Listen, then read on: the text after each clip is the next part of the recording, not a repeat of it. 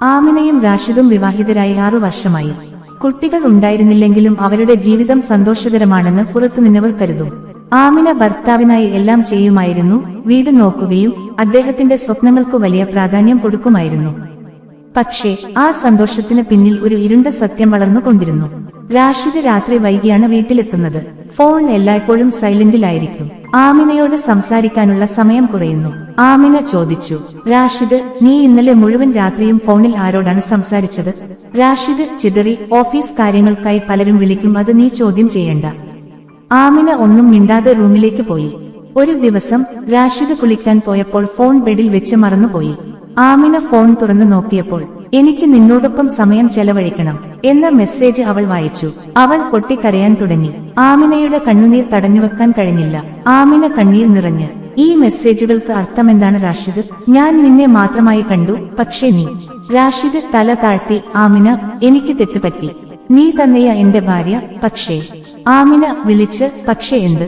വിശ്വാസം നഷ്ടമായാൽ വിവാഹം ജീവിച്ചിരിപ്പിക്കാനാകുമോ? ആ രാത്രിയിൽ ആമിന ഉറങ്ങാതെ ഇരുന്നു. ഞാൻ സഹിച്ചുകൊണ്ടേയിരിക്കണോ, അല്ലെങ്കിൽ എന്റെ ജീവിതത്തിനായി എഴുന്നേൽക്കണോ? അവളുടെ മനസ്സിൽ പിന്നെ ഇങ്ങനത്തെ ചിന്തകളായിരുന്നു. അടുത്ത ദിവസം അവൾ പറഞ്ഞു, ഞാൻ നിന്നെ സ്നേഹിച്ചിരുന്നു, പക്ഷേ ആത്മാഭിമാനം നഷ്ടപ്പെടുത്തി ജീവിക്കില്ല. നീ വേറൊരാളോടൊപ്പം സന്തോഷിക്കണമെങ്കിൽ പോ. എനിക്ക് എന്റെ ജീവിതം വീണ്ടും തുടങ്ങാം. റാഷിദിന് ഒന്നും പറയാനായില്ല. ആമിന തല ഉയർത്തി നടന്നുപോയി. വിവാഹം വിശ്വാസത്തിലും സത്യത്തിലും മാത്രമേ നിലനിൽക്കൂ. വഞ്ചന ഒരാളുടെ ഹൃദയം തകർക്കും, ഒരു കുടുംബം തകർക്കും. റാഷിദിനെ വിട്ട ശേഷം ആമിന ഒറ്റക്കായിരുന്നു. ആദ്യകാലം വളരെ വേദനയായിരുന്നു. പക്ഷേ അവൾ തീരുമാനിച്ചു ജീവിതം മുന്നോട്ട് കൊണ്ടുപോകണമെന്ന്. ആമിന ചെറിയൊരു ജോലിയെടുത്തു. പഠിപ്പിക്കൽ, കുട്ടികൾക്ക് ട്യൂഷൻ കൊടുക്കൽ. ഇങ്ങനെ ദിനങ്ങൾ കഴിയുന്നതോടെ അവൾക്ക് ആത്മവിശ്വാസം തിരികെ ലഭിച്ചു.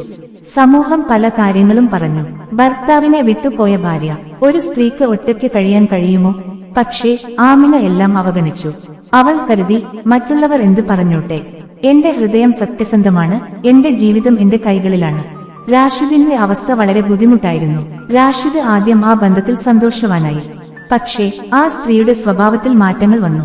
ശരീരാവശ്യങ്ങൾ, പണം, തന്റെ ജീവിതം മാത്രം, അതായിരുന്നു അവളുടെ ഉദ്ദേശം. അങ്ങനെ റാഷിദ് തിരിച്ചറിഞ്ഞു, ഞാൻ നഷ്ടപ്പെടുത്തിയ ഏറ്റവും വിലപ്പെട്ടത് ആമിന ആയിരുന്നു എന്ന്. ഇപ്പോൾ റാഷിദ് ആമിനയെ ഓർത്ത് ഒരുപാട് വേദനിക്കുന്നുണ്ട്. അവൻ പലവട്ടം ആമിനയെ ബന്ധപ്പെടാൻ ശ്രമിച്ചു, പക്ഷേ ആമിന ഫോൺ എടുത്തില്ല. ഒരു ദിവസം റാഷിദ് നേരിട്ട് ആമിനയെ കണ്ടു. റാഷിദ്, ആമിന, ദയവായി എന്നെ മാപ്പാക്കൂ. ഞാൻ നിന്നെ വേദനിപ്പിച്ചു. ഇനി നിന്നെ മാത്രം എനിക്ക് മതി. ആമിന ശാന്തമായി, റാഷിദ്, നിന്റെ തെറ്റ് ഞാൻ മാപ്പ് ചെയ്തു. കാരണം എന്റെ മനസ്സിന് സമാധാനം വേണം. പക്ഷേ വീണ്ടും നിന്നെ വിശ്വസിക്കാൻ കഴിയില്ല. വിശ്വാസം ഒരിക്കൽ തകർന്നാൽ അത് തിരികെ വരില്ല. ആമിന തല ഉയർത്തി തന്റെ വഴിയിലൂടെ നടന്നു. അവൾക്ക് മനസ്സിലായി, ജീവിതം ഒരാളെ ആശ്രയിച്ചല്ല, ആത്മാഭിമാനവും ആത്മവിശ്വാസവും ഉള്ളവർക്കാണ് യഥാർത്ഥ ശക്തി. റാഷിദ് അവിടെ തന്നെ നിന്നു. അവന്റെ കണ്ണുകളിൽ ഖേദവും നഷ്ടപ്പെട്ട സ്നേഹത്തിനുള്ള വേദനയും മാത്രം. ഭർത്താവോ ഭാര്യയോ ഒരാളുടെ വിശ്വാസത്തെ വഞ്ചിക്കരുത്. വിശ്വാസം നഷ്ടപ്പെട്ടാൽ വിവാഹം വെറും പേരായി മാത്രം ശേഷിക്കും.